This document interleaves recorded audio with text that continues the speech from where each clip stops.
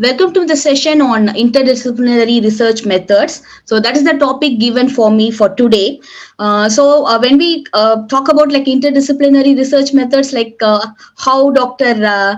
Annapurna Mary has said, it's a vast area like translational research. But I try to put like important things like what we have to know under interdisciplinary research methods.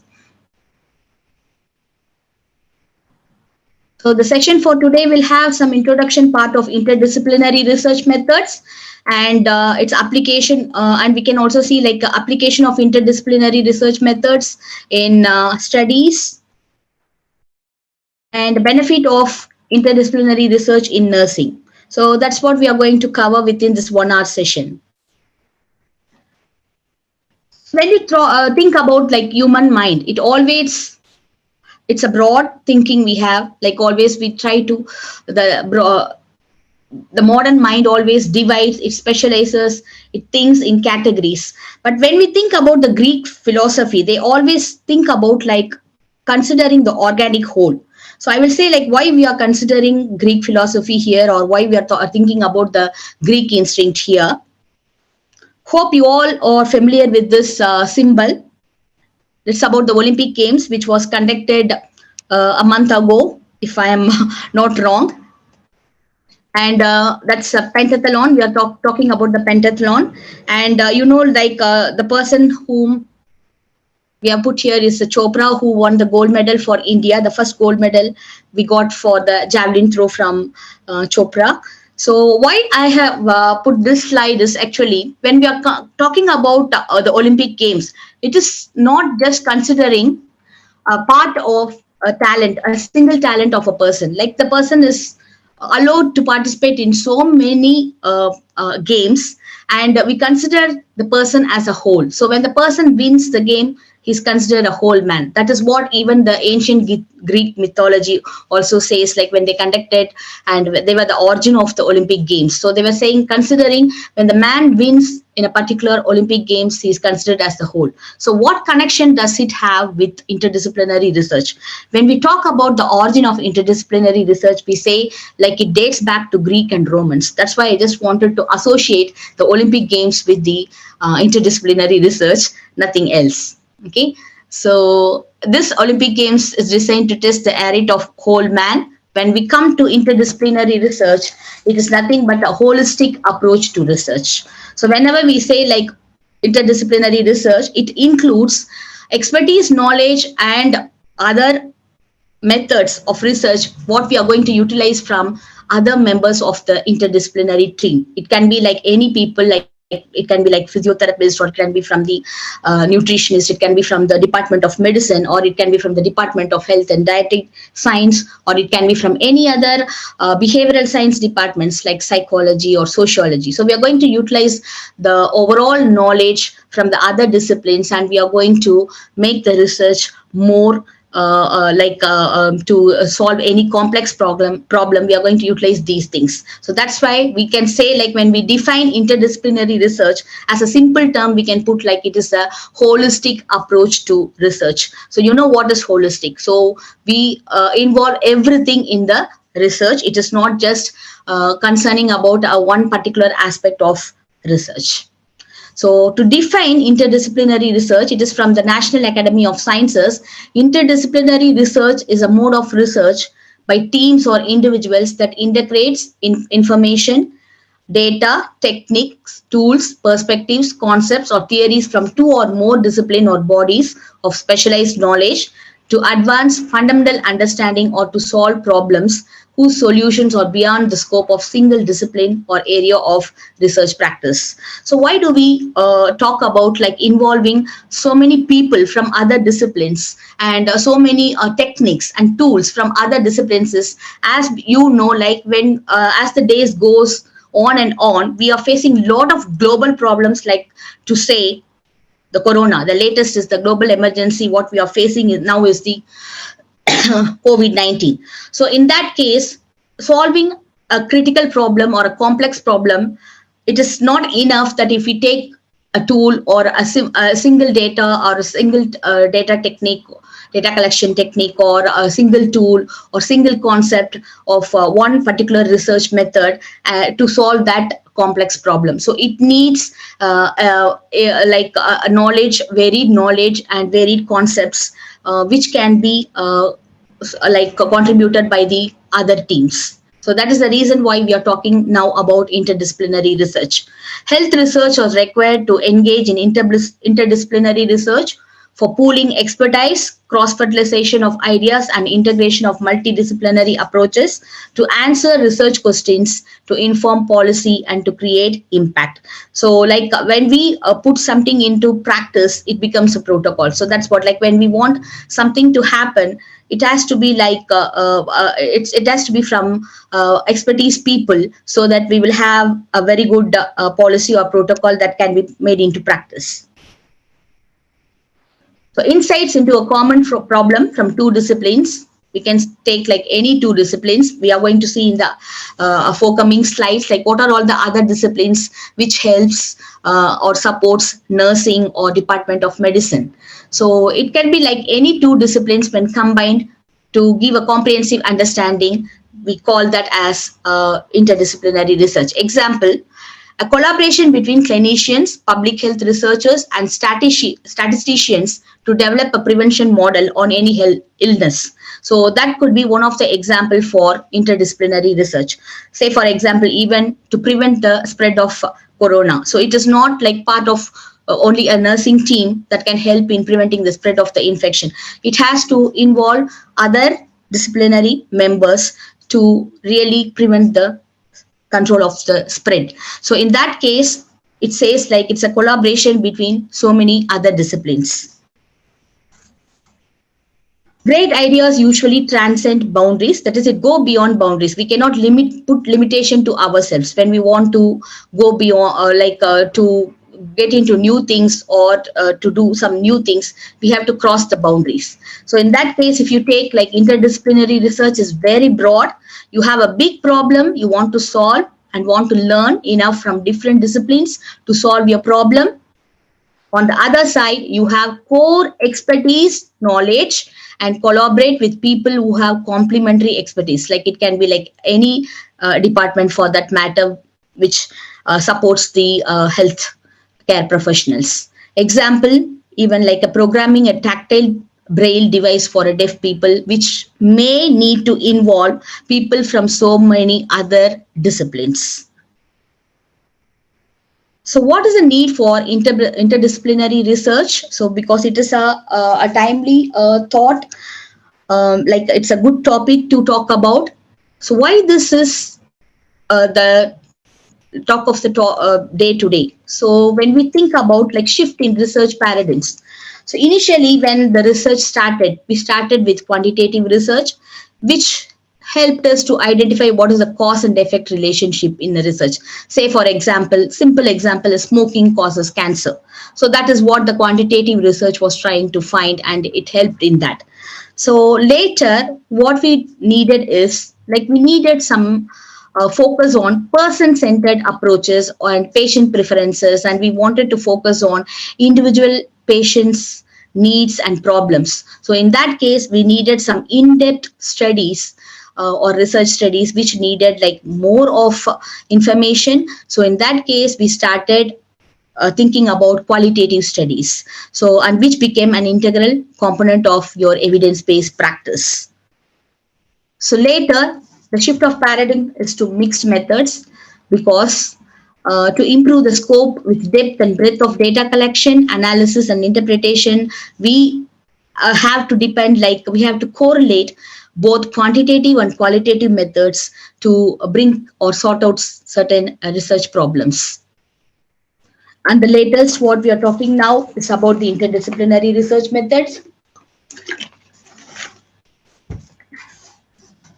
This is access to multiple data sources, including data gathered using technological devices and social media. So it is not only like disciplines which are like working. It doesn't consider only interdisciplinary departments like I say like Department of Pharmacy or Department of Physiotherapy or Department of Dietary Science. It's not only pertaining to interdisciplinary. When we talk about interdisciplinary research methods, it talks about like we can get information or source of knowledge from other departments like information technology, computer science, and other databases from other disciplines. And also, like for example, like it can be from a psychologist or a social worker. So that completes your interdisciplinary part. So when we take the origin, I already mentioned in the introduction, when we say like interdisciplinary or interdisciplinarity or frequently viewed as 20th century terms, it dates back to 20th century, and the concept has historical antecedents, most notably Greek philosophy, which started like when the Greek historians and dramatists, they took elements from other disciplines to further understand their own material. That is how the interdisciplinarity concept or thought came into existence. So to talk about humanist project, that is your research studies on a human. So it should have a very good interdisciplinary like teamwork to sort out any problems. So that is why we talk about interdisciplinarity in research now. So and if you take if you see the picture down there, it is about Leibniz task, dates back to 17th century, who used to lot of information and other databases from other disciplines like ethics, economics, linguistics, and sinology to create universal justice. And that's some example which dates back to history. Okay, so when we say like traditional disciplines, usually these are the traditional disciplines what we have. We have the natural science, which studies about the natural phenomena, and then descripts of the natural phenomena. And mostly if you say like when we take natural sciences, we talk about experiments that takes place in a controlled setup, that is in laboratories. Whereas social sciences, it talks about how people live in the world, what are their experiences, what are their thinking about the thought process, and all these comes under your sociology or psychology, or you can say like other disciplines like we talk about, like when we talk about economics and ecology, all parts plays a part in your social science. When it comes to humanities, so what we see here is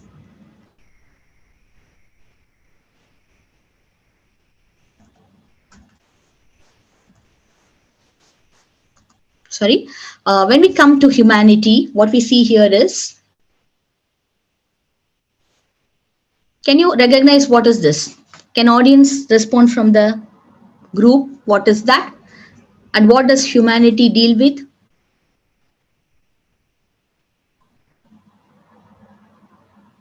It talks about human culture, isn't it? It talks about humanities is about the human culture, how humans behave, and what are the experience, what are their perception about a particular illness, and how they behave for a particular treatment. All that comes under your humanity. So here you can see something, and it's about your achievements. So here we have something. A robo, a teddy bear robo that's carrying a nurse, which is designed in Japan. And this is something a human achievement. But though we can say like we have include robotic nursing in the field of like healthcare, we cannot say like it completely replaces the nurses. It is not a robotic nurse. Actually, it is a robotic nurse assistant, which helps to carry people. It can carry up to 135 pounds of weight. So just assisting nurses. So it doesn't completely replace the nurses. So these are all the traditional disciplines what we have. And when we say like other examples, it can be like these are the other examples of the traditional discipline. And this is one of the Center for Interdisciplinary Research Center that was the first Asian Interdisciplinary Research Center in 1917.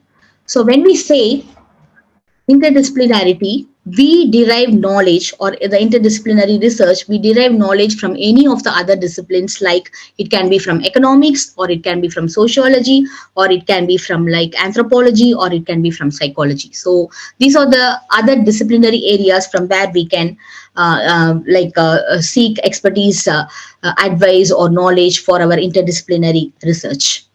So when we comment upon the topic for the session today, or the title what we are going to go through, so let's go with the interdisciplinary research methods. So it starts with survey. So we are going to see some of the research methods in detail: field research, ethnography, case study, selfie, secondary data analysis, experiments, computer simulations, self-report inventories, and modeling.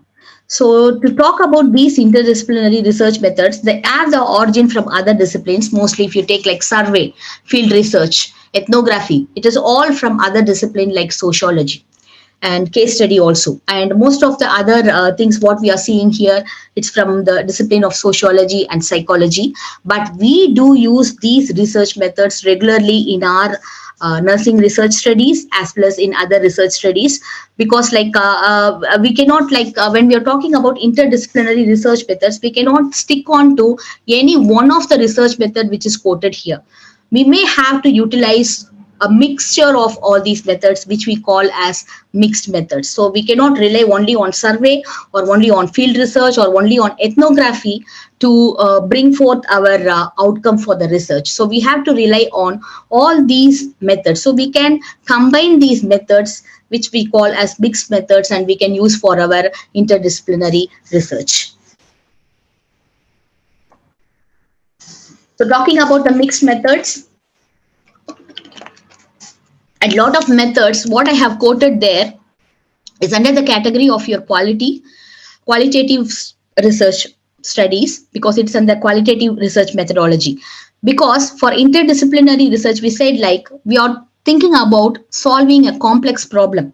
So we need some in-depth knowledge about the concept what we are studying, and we want something to go in depth and to get the information. So that is the reason why I put like most of the methods what I have chosen and I have given there is like which comes under your qualitative research studies. You would go through that when you are doing your study on qualitative methodology. You can see like these are the methods which are repeated in the qualitative methodology. So and that can be utilized when we are doing interdisciplinary research. So we can use a combination of methods under qualitative and quantitative research. The combination of both quantitative and qualitative methods provide a scientific base for practice, but also richness from qualitative inquiry. So example is ensuring cultural appropriateness to study dementia carers. So in this case, we want to find out like what is the cultural background before we treat the dementia patients. Like we want to know like cultural appropriateness to study the dementia, the people, those who are caring for patients with dementia. So in that case, we have to integrate methods like ethnography, which talks about the culture of the people and other things. So that's why I said like integration of qualitative and quantitative method is essential. So coming to the interdisciplinary research methods, let us talk about survey. So when we talk about survey, the essence of survey method is like mostly we go upon like using of questionnaires. So we can cover a large population and we can go with interview techniques. We can sometimes focus groups interviews. Like for example, when we want a group of people to comment on a product or to tell the views about the particular product, always like we can go with focus groups.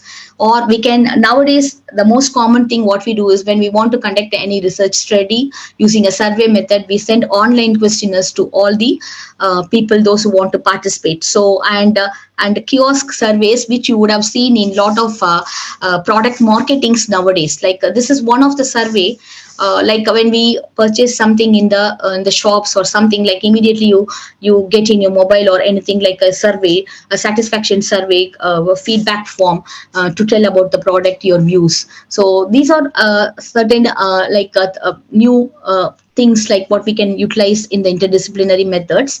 And advantages is like it yields many responses. That's what I said, like we can involve a large group of people, and quantitative data are easy to chart. That's why like we can come up with the results just by feeding into the computer. So that's why we can use survey method for interdisciplinary as a interdisciplinary research method. And challenges can be, it can be time consuming, because like we need to give enough time for the respondents to give feedback. We cannot push them or we cannot hurry them up to fill up the questionnaires.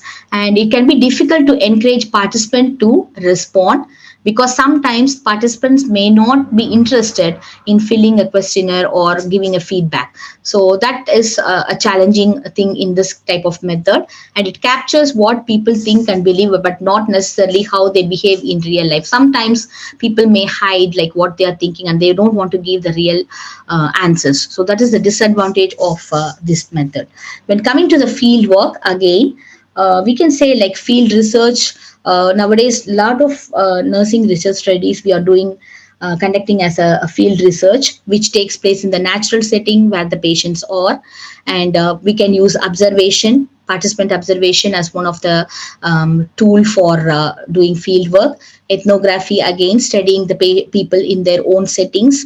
And then case study method, which is very common in the healthcare settings, because when we are want to study about a particular patient, like for example, study about cancer patients. So we focus only on those particular group of patients who suffer from cancer, and we want to know the perception of, or we want to know about their adherence to the chemotherapy, or we want to study about their perceptions about the illness, what they are undergoing. So it's usually like we can go with case study. So advantages is it yields detailed, accurate, real life information, but the challenges are, again, it's very time consuming. Sometimes the observer may have to stay with the study participants for a longer time to get the the data what they needed. And data captures how people behave, but not what they think and believe. And qualitative data is difficult to organize, because mostly like when we say field work, it comes under your qualitative method, and sometimes compiling of the data becomes difficult, because we have to take notes when we are doing observation and transcribe it, and then we have to compile it. So this is going to be like time consuming, or sometimes it needs recording to accurately do the data, what like transcribe the data. We need recording of what the patient says. Coming to experimental method, which takes place in a controlled setting like SLAP, but in case of nursing or in healthcare department, like professionals, we can say like it takes place in the hospital setting or where the patients are. It is a deliberate manipulation of social customs and mores, and we can use experimental methods for a lot of nursing researchers, like when we want to try a new intervention, and we experiment that on the patients, and then we use a control group and the experiment group. And what we do is like we implement the intervention for the patients, and then see what is the result the control group gives for us and the experiment group gives for us. And lot of experimental studies are encouraged in nursing nowadays, and this can be a part of interdisciplinary research methods. And it usually helps in finding out the cause and effect relationship. And the challenges are, again, Hawthorne effect. You know what is the Hawthorne effect? Because people tend to when they are being observed, or when they know that they are the study participants and they are involved in the research, their behavior may be manipulated, or they may change the behavior. And sometimes, like when it is not when they are not observed, again they may go back to their original behaving thing. So that's why this is one of the challenge when we use experimental method. And ethical concerns about people's well-being, because when we are trying something new, and we should be always thinking about the safety and ethical issues concerning the intervention when we are delivering it for the patient, especially like even like we can say like clinical trials when we do. If it is volunteers, we have do lot of ethical considerations, because the research what we are conducting should not harm the consumer. Okay. And then we have a secondary data analysis or archival research. This is like where we don't involve the patients directly. So we use only the patient data, like we can take from the lot of sources. It can be like from patients' electronic records, or it can be like from the government statistical reports.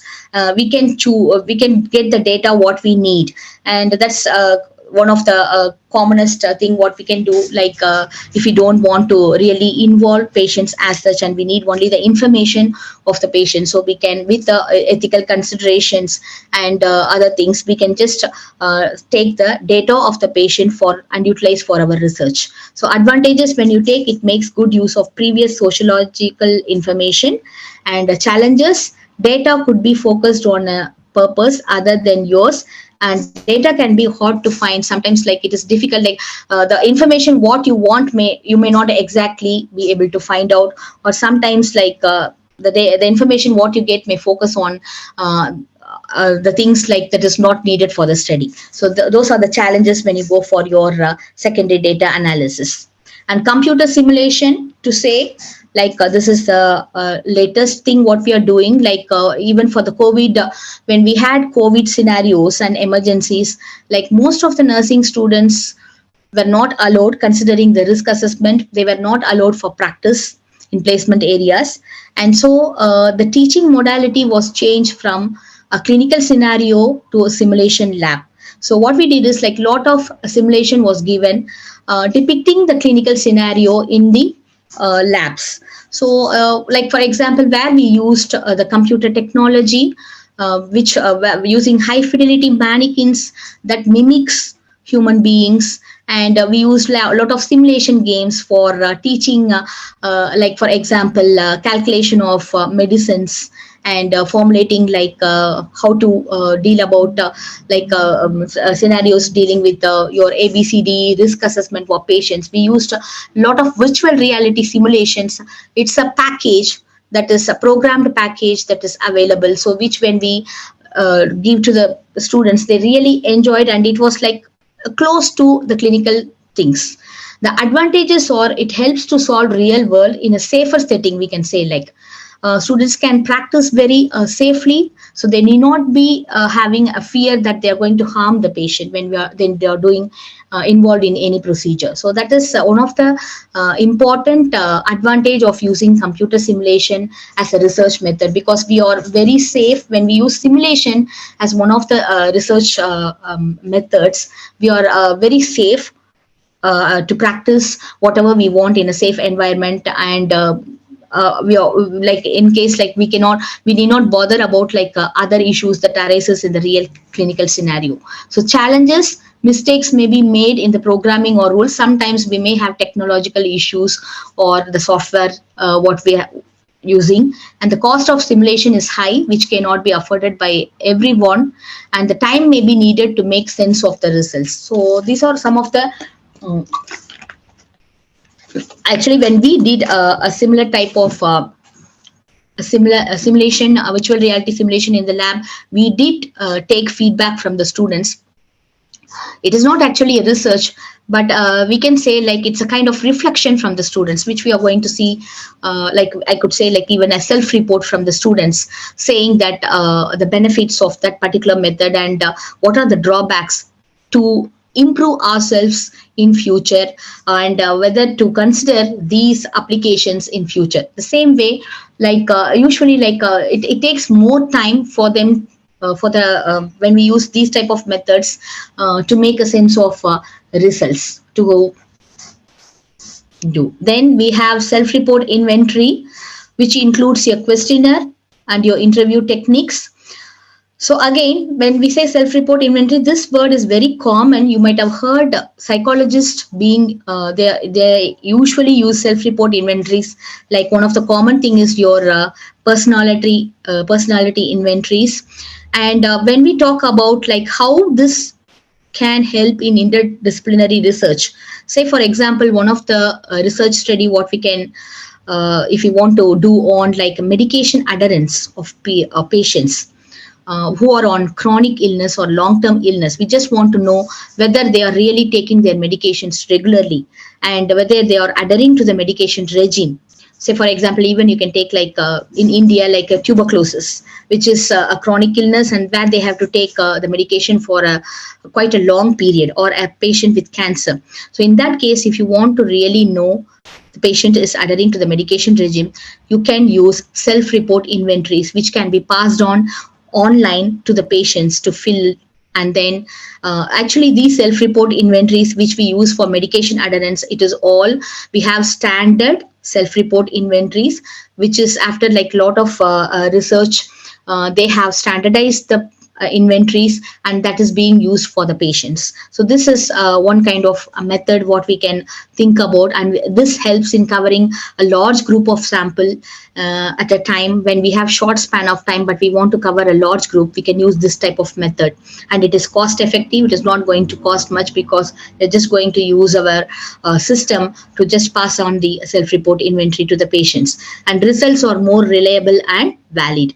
But the challenges again are, if the individuals are true to themselves, we'll get a result what we want.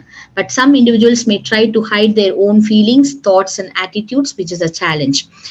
And Delphi method, actually, we can use questionnaires and online surveys. It is very flexible that can accommodate many variations and applications. We are going to see some example using Delphi method. That is why I'm not describing it now, because I have some example for Delphi method being utilized in nursing research as one of the research method. So I will just explain about that when we talk about the research example. So it is actually, Delphi method is actually started in a military camp.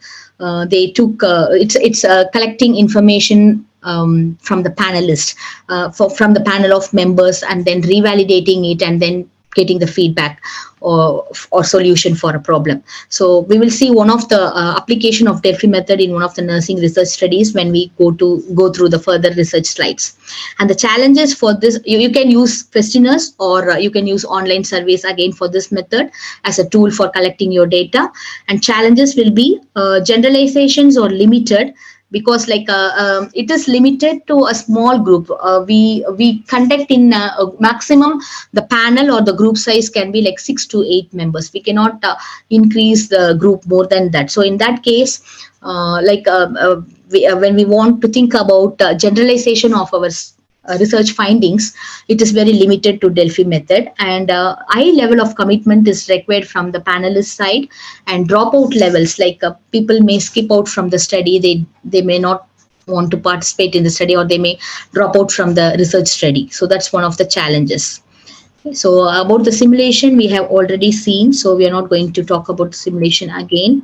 Okay, so coming to this is one of the a girl named, this is one of the Ukrainian girl named Oksana. So she lived with dogs, and 5 years later, the behavior, everything was like she was behaving like a dog, and she was spotted by some of the neighbors. And this is mainly why I want to point out this example is case study. Like when you want to study about a particular behavior of a particular child, like for example feral child, we call feral child like children who behave abnormally. When we want to study about such things, case study is the best method what we can use in our research study to collect data, rather than considering other methods. Okay, and use of other data or information. This is Dr. Rita Colwell, American oceanographer and microbiologist, and her team were the first to use remote satellite data to develop a predictive model for cholera outbreaks in East Asia. and she's the first scientist to link global warming with the potential rise in cases of infectious diseases.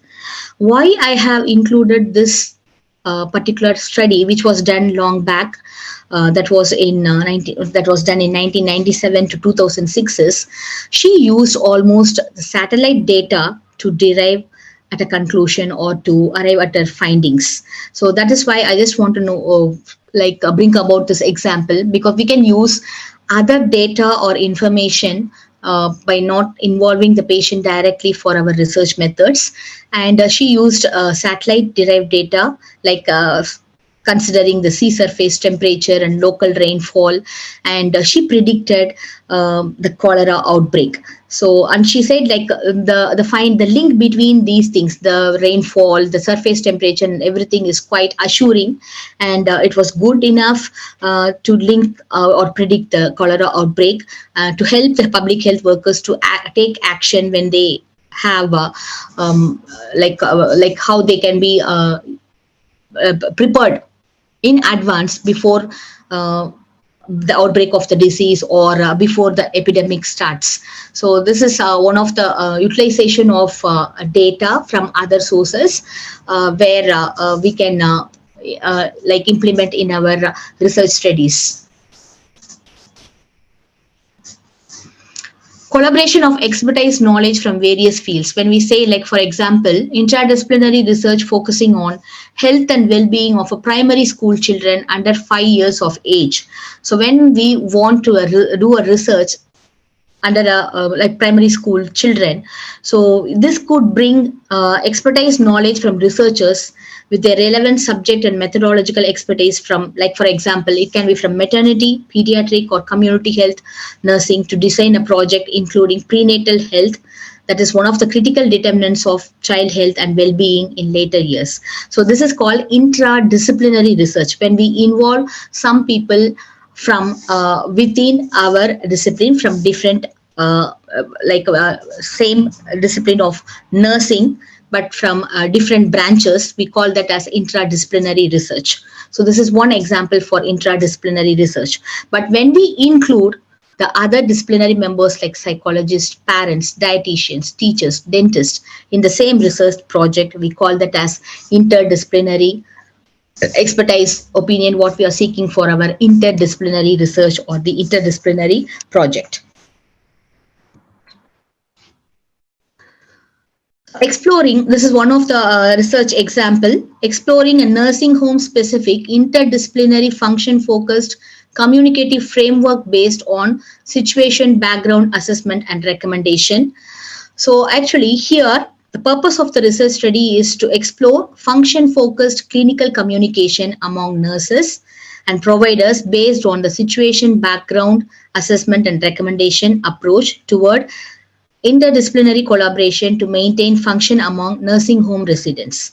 Say, for example, you know about SBOT, like when we are assessing a patient and we want to plan a treatment and implement the treatment, always we use the SBAR.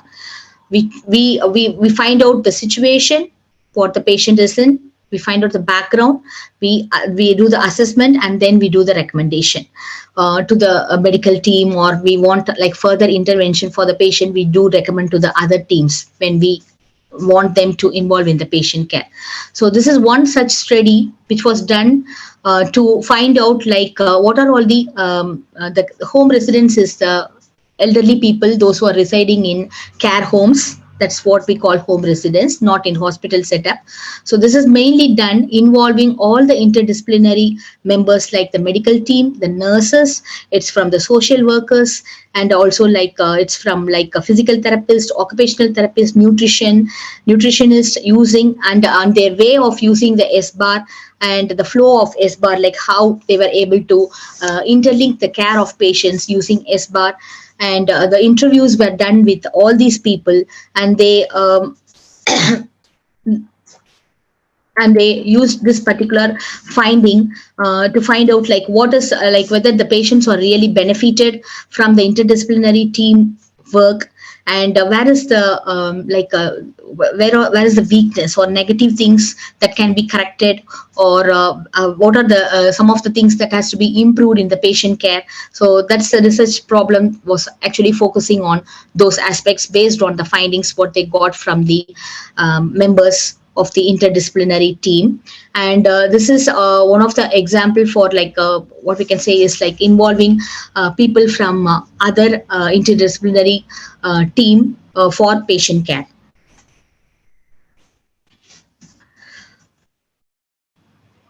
This is another example, a nurse-led interdisciplinary primary care approach to prevent disability among community-dwelling frail older people.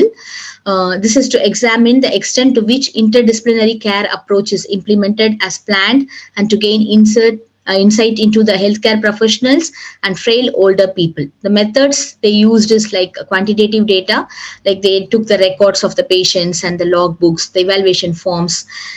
These were the things they used for data collection, and they framed 13 semi-structured interviews. And they conducted 13 semi-structured interviews. In addition, data from healthcare professionals were collected through 12 semi-structured interviews, and 4 focus group discussions were done. So the results were like healthcare professionals and frail older people were satisfied with the care approach as it provided useful structure for the delivery of geriatric primary care and increased the attention. Actually, the people, the elderly people, when they give the feedback, they said like they were really satisfied with the primary care what they are receiving. And this is like it is a purely nurse-led research where she involved all the other disciplinary team members to find out how the delivery of patient care is up to the mark, or whether the quality is good enough in delivering the care for the patients. And the results is like acute awareness of abnormal circumstances. Like they found out like some of the things what they have to what is needed when they have to really deliver care for people in the for elderly people. That is, they said like they need acute awareness of the abnormal circumstances, like anything can happen in the happen for the patient, like a fall or something, a risk that can happen. And knowledge of assessment and resident background are needed to address situations requiring intervention. The optimal therapeutic environment is created by sharing roles and tasks among practitioners through referrals. And in nursing home practice, the quality of interactive communication between interdisciplinary professions is based on external communicative framework. That is what like we can use like SBAR or anything else to interlink our care. This is the example for your Delphi method. So actually here, feedback is obtained from a panel of nurse experts, that is like 25 nurses, among 25 nurses, on an initial qualitative survey questionnaire, followed by summarizing the results with feedback and confirmation. So synthesized factors regarding causes of errors were incorporated into quantitative Likert type scale, and the original expert panel participants were queried a second time to validate their response. And the responses provided nearly like they quoted 10 errors when the nurses were interviewed. They wanted to find out actually the human factors that contribute to nursing errors. When they practice or when they give patient care, what are the common nursing errors they try to commit? And what are the human factors that are contributing to these nursing errors? And the top 2 errors in this study they identified is, so they interviewed a panel of nurses. That is why I said like it's a Delphi method. So they interviewed a panel of nurses and revalidated their responses again for the second time. And the errors, the top errors they found is they commit the errors mainly because the reason, the human factors that are contributing to the nursing errors they found is the top 2 human factors is heavy workload and fatigue. So this is contributing factors where nurses may try to commit either a medication error, or they may neglect the patient care, or they may not attend the patient call bill. So these are all some of the nursing errors. And The contributing factors they found is heavy workload and fatigue, exhausting, because when they do a long day or a long shift for 12 hours, it's really going to be exhausting, and that is one of the contributing for most of the nursing errors. So conclusion, the use of Delphi survey established consensus and developed a platform upon which future study of nursing errors can evolve as a link to future solutions. This list of human factors in nursing errors should serve to stimulate dialogue among nurses about how to prevent errors and how to improve the outcomes. So this finding really helped them to plan in a better way. Like even we can think about like how we can plan the shift of the nurses, how we can avoid the stress out, or like we can avoid the nurses being exhausted, so that the errors can be minimized. So these kind of research findings will lead to further implementation of a better environment of working for the nurses, so that the errors will be minimized. This is another example. Understanding quality improvement from a patient perspective is important for delivering patient-centered care. So, developing patient-centered care, an ethnographic study of patient perceptions and influence on quality improvement. So here, this is an ethnographic study which was conducted among patients, where they used in-depth interviews and observation tools to collect the data from the patients to find out whether about the quality of improvement needed in the patient care. This is done in UK actually. The study was done in UK. The study duration was like 4 years, and the place is London. Results: participants portrayed themselves as governed by self-discipline and personal effort in their patient and public involvement work, provided examples of how neo-liberal appeals for self-regulation and self-determination. Actually, the participants or the patients, they were very like enthusiastic in participating in the research, and they were saying like when they were giving feedback in the interview, they were saying that they hold most of the responsibility for quality care. So this was the feedback that was got from the patients. But what happened is, like as the interviews went on, the patients slowly focus their attention to something else called as neoliberal appeals. Neoliberal is something like it's a market focus evolution. Like when there was a lot of financial crisis, some of the European countries, they brought on some evolution which had impact on the care delivered to the patients. Like for some disabled patients, strict rules were enforced, and so they were not able to claim their patient benefits, and they were forced to go for employment and other things. Like example I'm saying. So some of the policies which was established by the governments at that time caused some impact on the healthcare benefits for the patients. So that's what, like, the patients were giving feedback that this also plays a role when they are thinking about quality of care or improvement in the delivery of care, which is done by the NHS forces or the hospitals in the UK. So conclusion, when including patient voices, the finding of the research study, what they found is, they said like when including patient voices in measuring and defining quality, governments and public health practitioners should be aware of the other factors like the policies, the government policies, which discourage patients from claiming rights. Excuse me.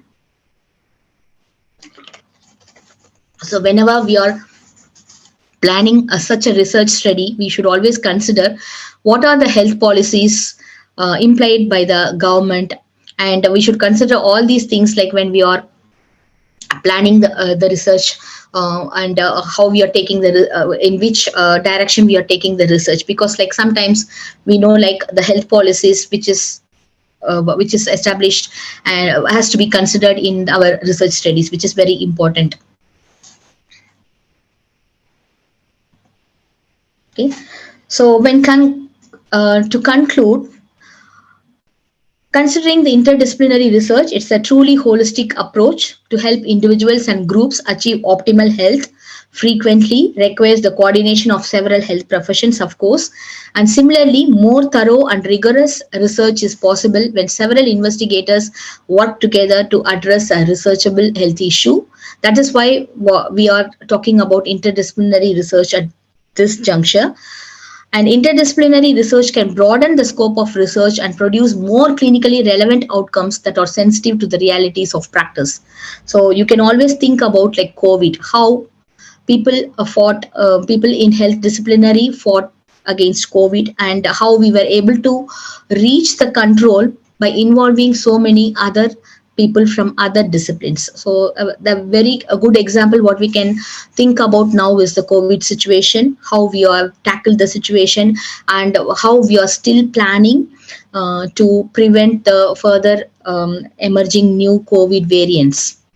When nurses engage in interdisciplinary research, it's always we can say like it reaches to the dissemination of research is quite it reaches to a broader audience and thus gives a greater impact when they rather than concentrating on one particular like when within the discipline, rather than staying within the discipline and conducting the research. If they involve in interdisciplinary research, the research findings what they have got can be disseminated to a wider population, and it will have a very great impact on the consumers or the public, say for the patients.